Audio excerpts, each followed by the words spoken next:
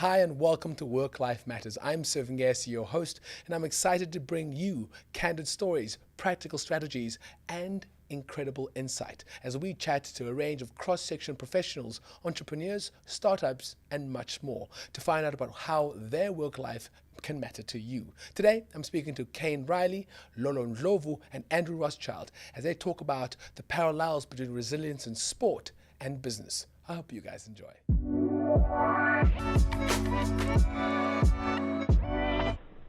Kane Reilly, how you doing, my brother? Good in yourself. Listen, with a name like Kane Reilly, you definitely have to be successful, like with your parents rock stars. Yeah, geez, I actually was only named about 3 weeks after birth, so... So were you like no-name brand? Brand for a while. My grandpa arrived one day and he's like, call him Kane. And Oh! thank you. So, but yeah, I've actually just had a son and named him Finn, so I'm hoping names make Finn a difference. Reilly, yes. That's how old's the kid? 10 months now. Wow, man. Yeah. You got bored of Netflix. You were bored of watching Netflix. You're like, let's do something else. No, it's just time and Nice. exciting times at the moment. Listen here, Kane. For me, today's chat is really about resilience in sports, bringing home the parallels of elite athletes and the mindset of entrepreneurship. Like you're one of SA's top trail runners. You're very modest about it. Tell me about your running career. Yeah, so I mean, I've been running. We spoke just briefly off camera for how long I've been running for, and it's pretty much for as long as I can remember. Mm-hmm. So let's call it 20 odd years. All right. And grew up doing the more traditional athletics like Sure. cross country, track, and road running. Mm-hmm. And then kind of took to the trail in my first year university. I was actually a little bit disillusioned with kind of traditional athletics, and then I found myself in the mountains, and having grown up in Cape Town with a love for the ocean and the mountains, like, mixing running and the outdoors together was just this perfect marriage. So I've been kind of hooked on trails since 2012 and taking it relatively seriously, but always having a lot of fun.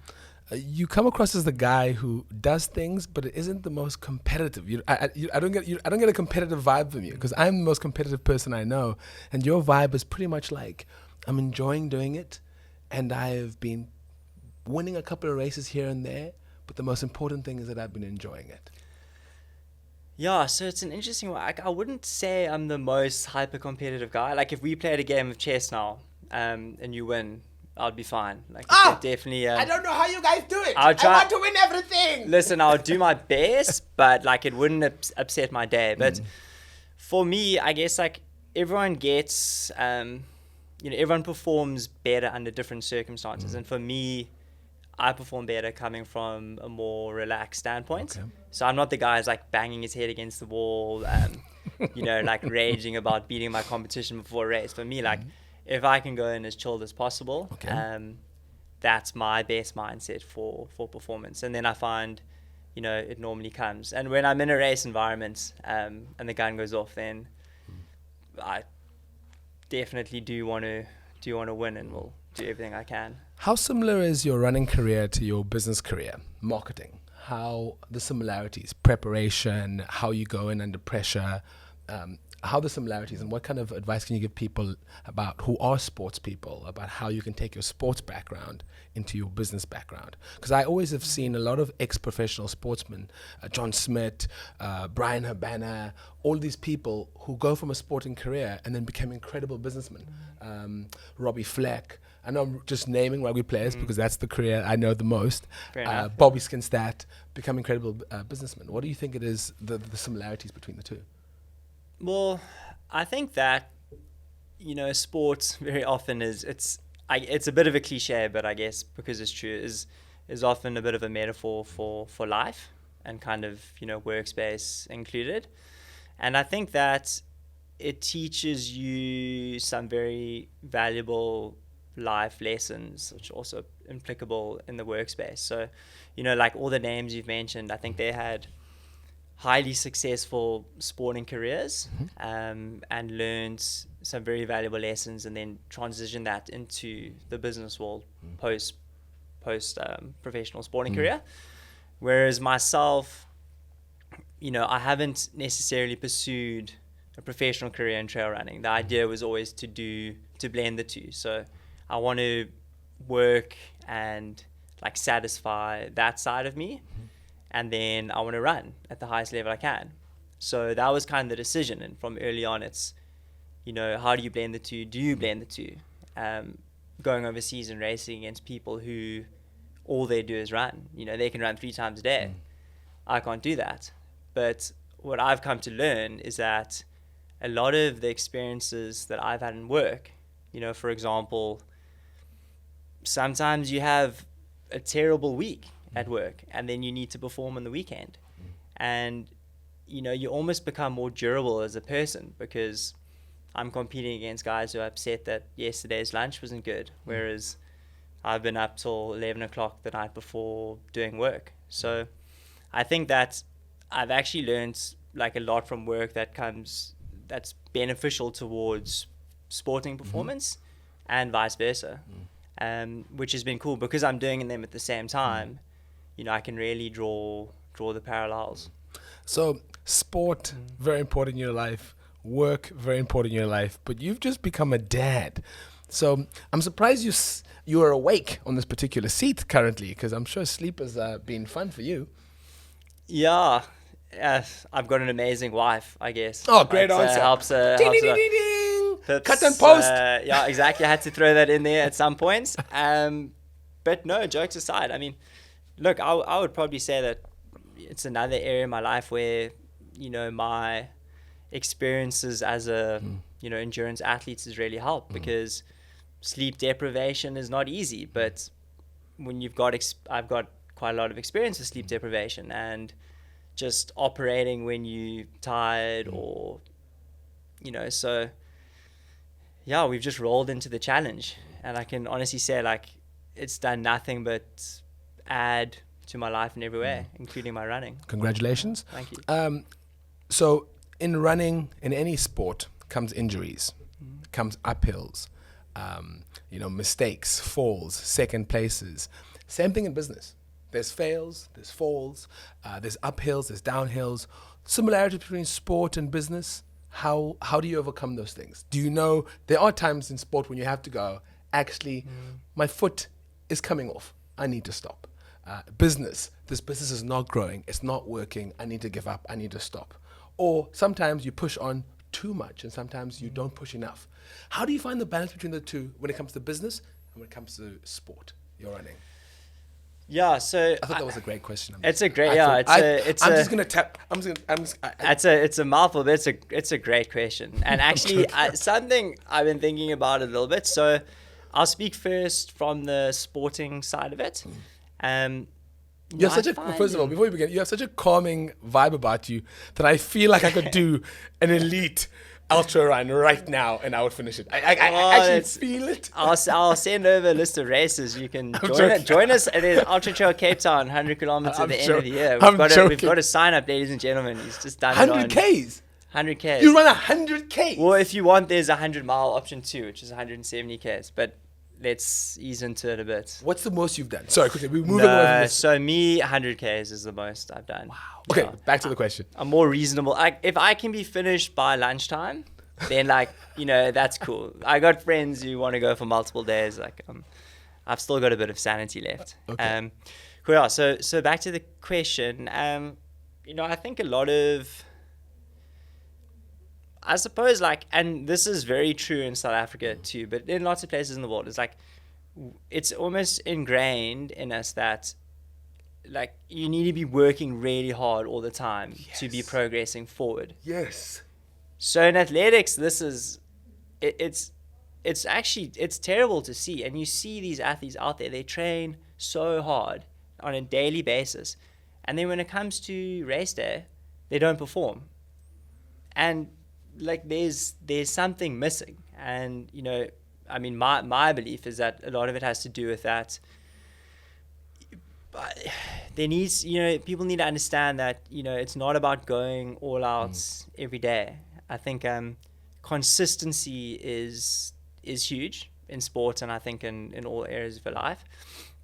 And having a good understanding of how you work as a person and, planning accordingly. So don't have like a very set, for sport, like don't have like a radically set schedule. You wake up in the morning, you're feeling terrible. Every day shouldn't be about pushing through. Some days it's about like listening to your body and taking an extra day to recover, or changing whatever session you had planned. So I think it's, about being flexible and having like a degree of flexibility and being willing to pivot at times, and then knowing the days or the times where you really need to give it your all, and on those days and those times being ready to do it, as opposed to kind of like flatlining the whole time, where you're just working pretty hard. And how do you take that into business? Business, I think it's about like identifying what is important and what your goals are, and to work, very much according to that, and not necessarily always to be kind of stuck into the daily grind where you're just daily grinding. I think it should be about what you're looking to get out of something. Like you work 100 hours, but in the end your result can be worse than somebody who works for half the time on it. So yeah, I'll say that. And you mentioned injuries. Do you want to go into that? Yeah, it's got injuries, because for me, business, we have injuries all the time. Yeah, running, we have injuries all the time. All the time, and so I'm quite lucky. I haven't had a ton of injuries, but in 2014, I was diagnosed with an autoimmune arthritis. Wow. And it like came out of the blue, completely out of the blue. Basically, I woke up one morning and my ankle was swollen, like big swollen. No reason. Next day, other ankle, same story. So for about a year, I wasn't Kane the runner.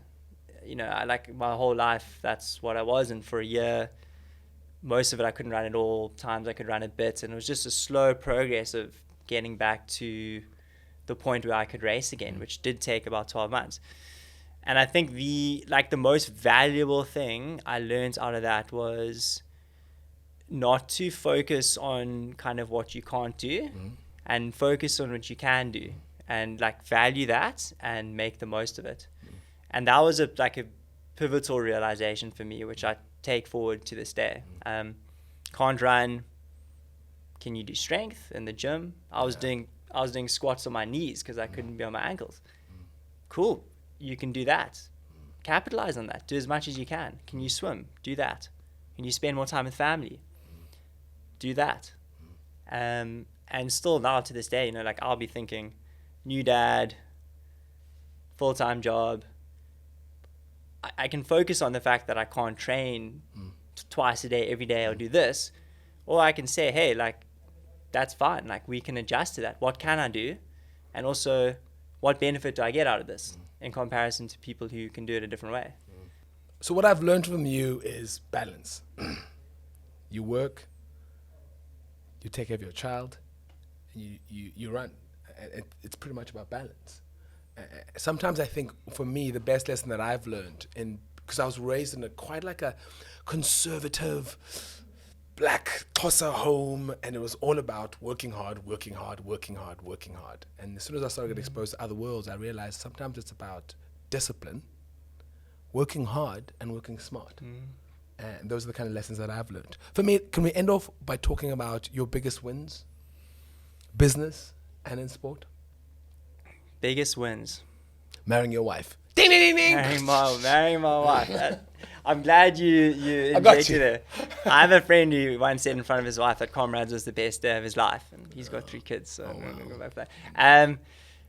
Yeah, biggest wins for me, one goes way back, but actually, and still to this day, it's an interesting one. It's just getting my school record in the 3,000 meters. Wow. That meant a lot to me at the time, and it's still one of the running memories that I hold close to heart. I went overseas and raced in a race called the Mont Blanc Marathon. I've heard that. In 2017. And that was really my big breakout on more the world stage. I came 5th, which was way beyond my expectations, and just a day where I realized I can do this with some of the best guys. So that was a big one. And then, yeah, I think the end of last year, I won the Cape Town Trail Marathon, which there's another guy in South Africa, Johan van Heerden, and we've got, I guess you would say, like we like frenemies. Like we race all the time. We bring out the best in each other. And I had a great race at the end of last year to close the season. And, you know, it's just funny. Like some races just mean more than others, and that was one that meant a lot. But anytime I race in Cape Town on Table Mountain and have a good race, it's memorable for me because I hold this city and this mountain very close to my heart. So. And business? So I work in the marketing department, and we've run a number of kind of campaigns where we do smaller activations where we really bring people together and spend time in the community.